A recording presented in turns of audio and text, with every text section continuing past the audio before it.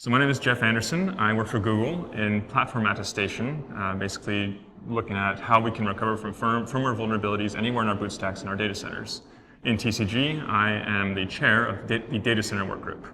So the reason we have a data center work group is because although TCG currently does work with the servers and solve use cases for servers, there are some problems that uniquely affect data centers in the scale of deployment. So we wanted to have a place to have these conversations that are unique to data centers, and so that's what the data center work group is. It is a solutions work group where we don't publish specifications, but we do publish guidance documents and put requirements out to the other work groups like server, TPM, DICE, so that the specifications we need to get written so that they can solve our use cases.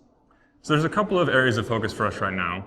One of them is, as I mentioned earlier, recovery of firmware vulnerabilities, no matter where they live in the boot stack. And currently, it is rather hard to recover from vulnerabilities in the TPM firmware itself.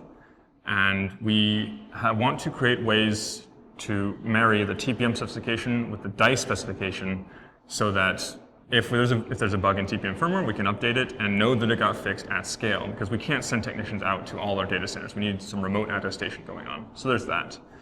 Also, we're looking at physical adversaries, someone who's sitting in front of the computer with some probes that wants to interpose and fool the TPM into thinking that the machine is in a healthy state when it's really not.